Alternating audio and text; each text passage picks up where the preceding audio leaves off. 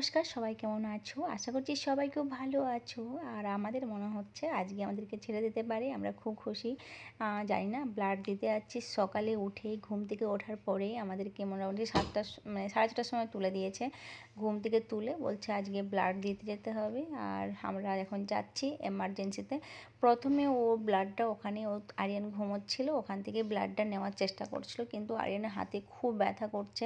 ও এতটাই জোরে চিৎকার করছে বা হাতটা সরিয়ে দিচ্ছে, যাতে কি হলো, হাফ ব্লাডটা এসে বাকিটা আর আসলো না। তো অনেক চেষ্টা করলো নার্স, কিন্তু কিছুতেই পারলো না। লাস্টে বললো না, আপনি এমার্জেন্সিতে চলে যান, কেননা ও পাচ্ছি না এখানে, এই জন্য। তো আমরা এখন এমার্জেন্সিতে যাচ্ছি।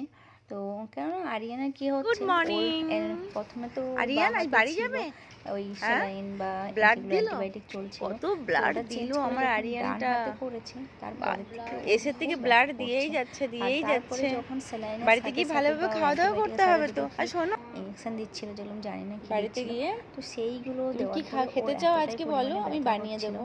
ও খুব কষ্ট পাচ্ছিল।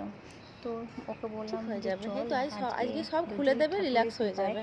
আজকে এরপর একটু ব্লাডটা মামামের কথা নিয়ে শুনে পরে চলবে, ওই ঠিক হয়ে ইনফেকশনটা যাবে। কম হয়, তাহলে গুড আমরা বাড়ি মর্নিং, চলে যেতে পারবো। বাই করে দাও। সেই জন্য আমাদেরকে মনে হচ্ছে ছেড়ে দেবে, কারণ আজকে আমরা ব্লাড দিতে গেছিলাম, সকালে ব্লাড নিতে এসেছিলো। বাট আরিয়ান এতটাই কান্নাকাটি করছিল, ওর এত ব্যথা করছে হাতটা, যে ও আর ব্লাড দিল না। সেই জন্য আজকে আমরা এমার্জেন্সিতে গিয়েছিলাম আবার ব্লাড দিতে। তো আশা করছি আজকে আমাদেরকে ছেড়ে দেবে। আমি খুব খুশি, বাট আরিয়ানের খুব হাতে ব্যথা করছে, এটা নিয়ে খুব টেনশনে আছে। ওই যে ওর কোনো কিছু ভালো লাগছে না। তো এখন আমরা রুমে যাচ্ছি। কি হলো, আই খুশি খুব দেখাচ্ছে। বাড়ি যাবে এই জন্যে? ওরে বাবা, খুব খুশি বাড়ি যাবার জন্য। সবার সঙ্গে দেখা হবে, ফ্রেন্ডদের সাথে। এই পরের সপ্তাহে স্কুল যাবে তো, খুশি? আমি ম্যাম ফোন করেছিল, আর 2 দিন পরে স্কুল যাবো।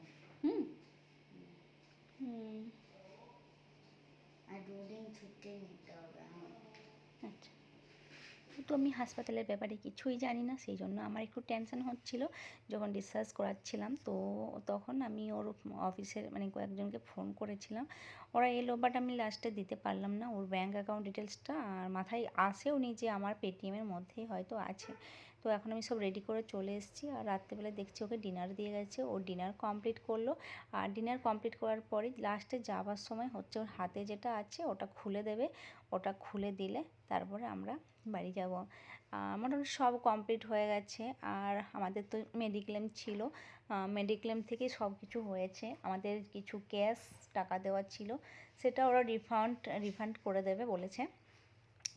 যাই হোক, আর এই ওষুধগুলো দিয়েছে, এই ওষুধগুলো আমাদের মানে ওকে খাওয়ানোর জন্য 3 দিন পরে আরও টেস্ট করতে বলেছে। আর আমি ওকে একটু খুশি করার চেষ্টা করছিলাম, যেহেতু কান্দা কান্দা মুখ, ভালো লাগছে না ওর।